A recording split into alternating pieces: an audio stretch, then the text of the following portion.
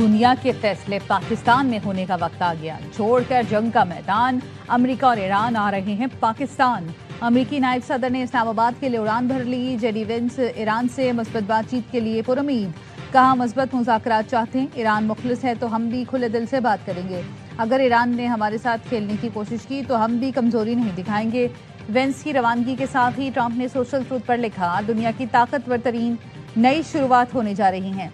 अमरीकी वफ्द में Steve Witkoff और जेरेड कुशनर शामिल होंगे।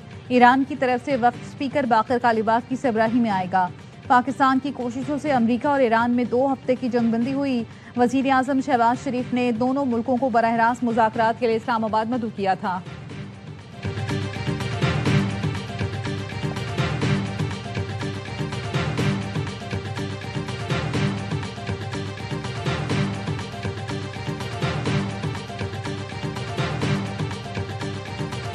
डीजल की कीमत में फिलफौर 135 रुपए फी लीटर की कमी का ऐलान करता हूँ। 385 रुपए फी लीटर आपको डीजल मुहैया होगा। पेट्रोल की कीमत उसमें आज मजीद 12 रुपए कमी का ऐलान कर रहा हूँ।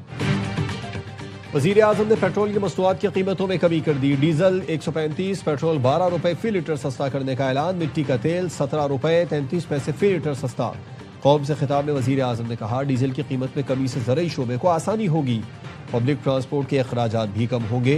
हुकूमत की अवलीन तरजीह अवाम को रिलीफ की फराहमी है।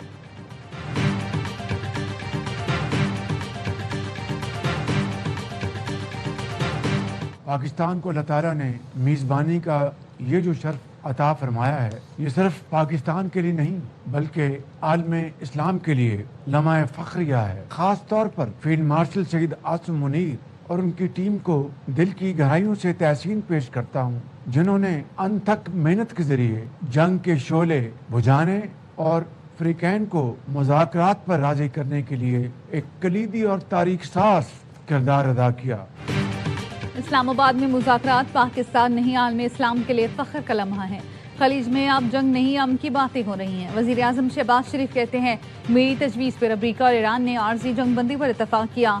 मेरी दावत पर दोनों मुल्कों की क़यादत इस्लामाबाद आ रही है। जंगबंदी कोशिशों में अहम किरदार अदा करने पर नायब वज़ीर आज़म और फील्ड मार्शल को खराज तहसीन पेश किया।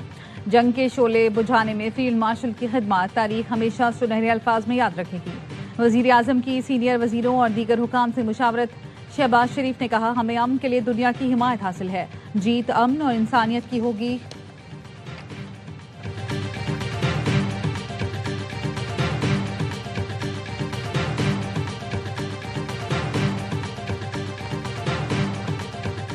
अमन के नए दौर की शुरुआत। इस्लामाबाद में मुज़ाकरात। पाकिस्तान दुनिया की तवज्जो का मरकज बन गया। आलमी मीडिया के कैमरों का रुख इस्लामाबाद की तरफ। दुनिया भर से मेहमानों की आमद का सिलसिला जारी। मुज़ाकरात में खलीजी मुल्क चीन और रूस की बतौर मुबस्सिर शिरकत का इम्कान। पाकिस्तान का गैर मुल्की मंदूबीन और सहाफ़ियों के लिए वीज़ा ऑन अराइवल का ऐलान।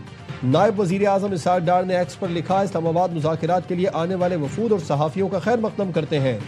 तमाम फ़ज़ाई कंपनी से दरख्वास्त है कि वो ऐसे तमाम अफराद को बगैर वीज़ा बोर्डिंग की इजाज़त दें। वज़ीर दाखिला मोहसिन नकवी की ज़ेर सदारत सिक्योरिटी इंतज़ामात से मुतालिक इजलास। तैयारियों और सिक्योरिटी प्लान का तफसीली जायज़ा। वफूद की मेहमान नवाजी और सिक्योरिटी के हर मुमकिन इक़दामात यकीनी बनाने की हिदायत। वज़ारत दाखिला में कंट्रोल रूम भी कायम कर दिया गया।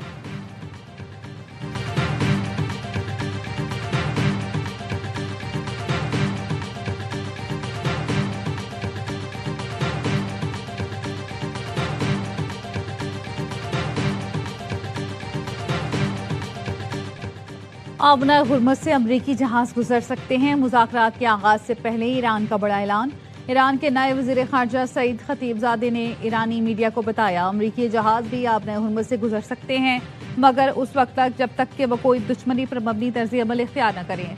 आबना हुर्मुज़ खुली हुई है। तकनीकी वजूहात के बायस जहाज़ों के लिए ज़रूरी है कि वो ईरानी अफवाज के साथ रब्ता रखें। हम आबना हुर्मुज़ में महफूज रास्तों के जरिए उनके महफूज सफ़र को यकीनी बनाएंगे।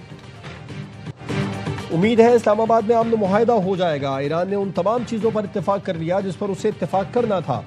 अमरीकी सदर डोनाल्ड ट्रंप की NBC न्यूज़ से गुफ्तगू। कहा, ईरान अमरीका मुज़ाकरात से कबल इसराइली वज़ीर आज़म लबनान पर हमलों में कमी करेंगे। इससे मुतालिक नेतन्याहू से बात कर ली है। ईरानी ओहदेदार जब मीडिया से बात नहीं करते तो मुनासिब नजर आते हैं। अमरीकी सदर ने ट्रुथ सोशल पर लिखा कि ईरान आबनाए हुर्मुज़ से तेल की नक़्ल हरकत पर बहुत ख़राब काम कर रहा है। ये वो मुआहदा नहीं जो हमारे दरमियान तय हुआ था। ईरान को शायद समझ नहीं कि उसके पास कोई मजबूत कार्ड नहीं। ईरान आलमी आबी गुजरगाहों को इस्तेमाल करके वक्ती तौर पर दुनिया से भत्ता ले रहा है। सदर ट्रंप का ट्रुथ सोशल पर पैगाम, लिखा ईरान आज सिर्फ इसीलिए बचा हुआ है कि वो मुज़ाकरात कर सके।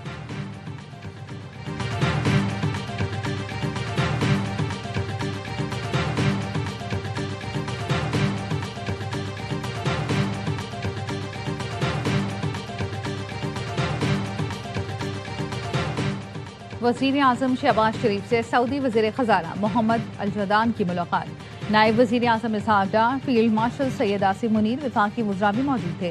पाक सऊदी अरब ताल्लुकात और मौशी अमूर पर तबादला ख्याल। तिजारत, सरमायाकारी और मौशी तरक्की समेत मुख्तलिफ शोबों में ताउन को वुसअत देने पर तबादला ख्याल। वज़ीर आज़म शहबाज शरीफ ने सऊदी वज़ीर ख़ज़ाना के एजाज़ में इशारा दिया।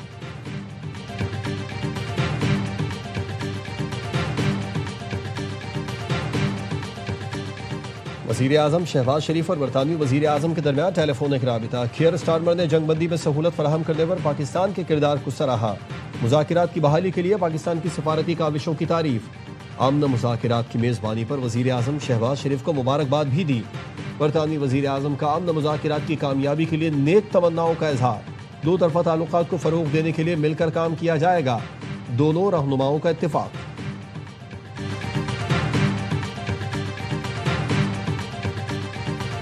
I think that the international community doesn't have a plan B. Our plan A needs to be achieving a peaceful resolution to this conflict. It's up to us, it's up to the disputing parties, it's up to all the countries who would like to see this issue resolved peacefully. अमन का plan Pakistan के पास है, दुनिया के पास कोई plan भी नहीं। बिलावल भुट्टो जरदारी ने बता दिया। स्काई न्यूज को इंटरव्यू में कहा, ईरान और अमेरिका में जंगबंदी कराना, बराह रास्त मुज़ाकरात की मेज पर लाना पाकिस्तान की बड़ी कामयाबी है। दुनिया की नजरें इस्लामाबाद आने वाले वफूद पर लगी हैं। पुरुम्मीद है दोनों फरीक अमन के लिए मुज़ाकरात और सिफारतकारी का रास्ता अपनाएंगे। मुज़ाकरात में अमेरिका और ईरान दोनों को चैलेंजेस का सामना होगा। मुज़ाकरात में एतमाद का फुक़दान बड़ा चैलेंज होगा। अब ये हमारे फ़रीक़ैन और बाकी तमाम मुल्कों पर मुनहसिर है। मसले को पुरअमन तरीके से हल होता देखना चाहते हैं।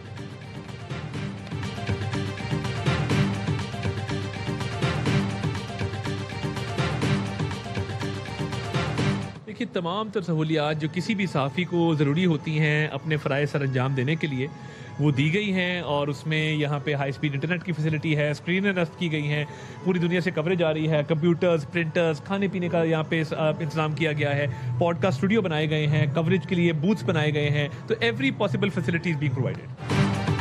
इंटरनेशनल मीडिया को वेलकम करने के लिए तमाम इंतजामात मुकम्मल कर लिए गए। वज़ीर इत्तलात अता तारण कहते हैं, मीडिया के लिए कन्वेंशन सेंटर में तमाम तर सहूलियात मुहैया की जा रही हैं। मीडिया सेंटर मुकम्मल तौर पर ऑपरेशनल हो गया। 100 से ज़ायद गैर मुल्की सहाफ़ियों ने पाकिस्तान के वीज़े के लिए दरख्वास्त दी। 69 सहाफ़ियों के वीज़े जारी किए जा चुके। भारत से कोई सहाफ़ी कवरेज के लिए पाकिस्तान नहीं आ रहा।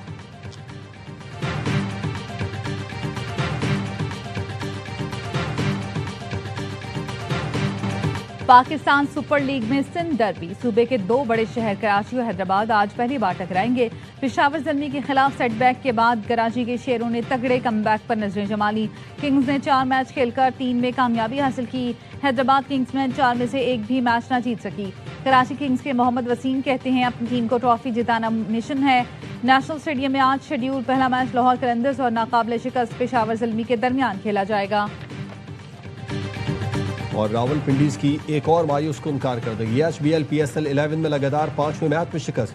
कोयटा ग्लैडिएटर्स ने 61 रन से आउट क्लास करके दूसरी फतह अपने नाम कर ली। पिंडी की टीम 183 रन के ताक़ू में 121 पर ढेर। कप्तान सऊद शकील, जहादात खान और उस्मान तारिक के 2-2 शिकार। ग्लैडिएटर्स ने पहले खेलकर 6 विकेट पर 182 रन स्कोर किए। रायले रोसो की 50, सऊद शकील के 42 रन, हसन नवाज ने 39 और जहादात खान ने 21 रन की जारहाना इनिंग्स खेली। मेगा इवेंट के तमाम मैचेस देखिए ए स्पोर्ट्स पर बराह रास्त।